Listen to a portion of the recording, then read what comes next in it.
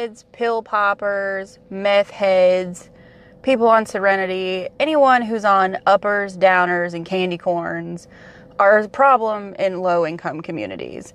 I'm Brandy, your neighborhood security officer, and I'm here to talk to you today about crackheads. They're also loitering, trespassing, and a damn nuisance. Here we go. So, how to spot a crackhead. If you can't spot a crackhead, you're doing it wrong. Sometimes they are hard to separate from your regular residents as you do work in low-income area, but usually they are aimless. Their teeth look like dirty fish tank rocks. They have a jack-o'-lantern smile, as we've said before. Very unkempt, and mostly they're just aimless. They're here for nothing. As soon as you spot one, if they're passing through, whatever, let them go. But if they're on your property, just hanging around, being a nuisance. I had a guy out here one day. It was freezing cold. He had his ass up in the air, and he was screaming that he was selling pies, and he was just rolling around on the ground. It was a scene. That was a crackhead. He was fully on Serenity. It was a big to-do. So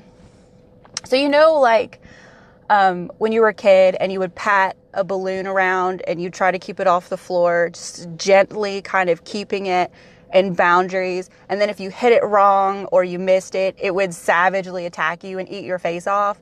Well, that's kind of how it is dealing with someone who's under the influence. You don't know what to expect.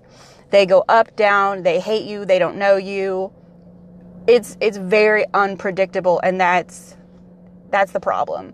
One day, a resident came and got me, and she's like, hey, there's a weird guy up in our building.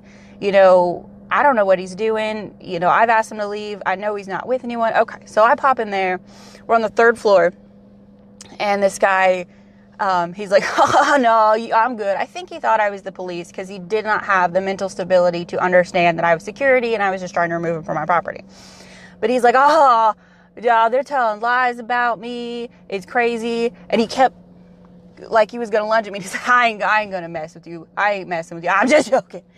And it was really alarming because I didn't know what he was thinking. I didn't know what visions he was seeing behind me that he was scared of. Was it the Kashistis that he thought I was with? I don't know. So I put him in a Mach 1 position, pushed his face against the wall, and I assisted him down the stairs, and I walked him, out the door, and I took him to the edge of our property. And again, I'm patting him around, like a balloon, just trying to keep him in in my line of vision and off my property until the police come. They'd already been called before I walked up there. She told me he was probably under the influence and a trespasser, so I went ahead and phoned. So I knew they were coming.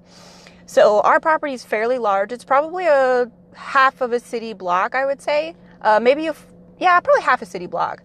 So he's going all the way around, the perimeter of my property, trying to get back in. He thought that he lived here or knew someone here that was on the 3rd floor.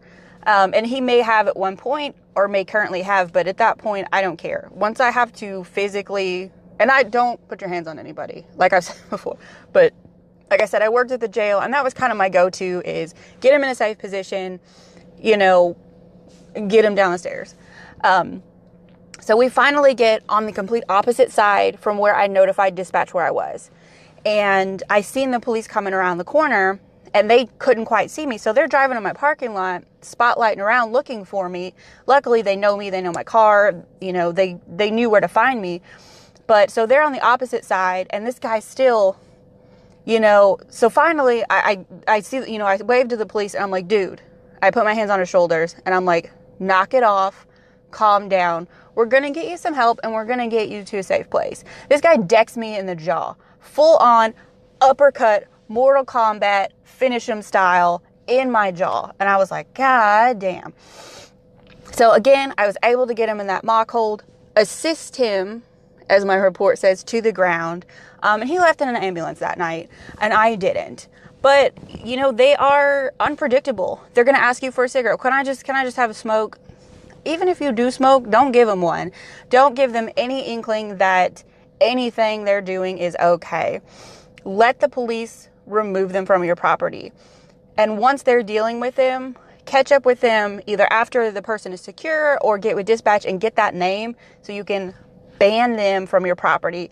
And the next time they're, on your property, they become a trespasser. It's an arrestable offense. You don't even have to deal with them. You just notify the police. So the takeaways are crackheads are unpredictable. They will eat your face off. Pat them around like a balloon. Keep them in a safe distance. But keep your eyes on them so that they can be picked up by police. Or most cases, EMS will have to come out and Narcan. I keep Narcan with me, but that's a whole nother video. So stay safe out there. Let me know your crackhead stories. I know you have them. If you do any kind of security, bouncer, night watch, I know you've dealt with crackheads. I know you're holding back on me. So send me your stories on social media. Put them in the comments below. I would love to hear about your crackhead drama.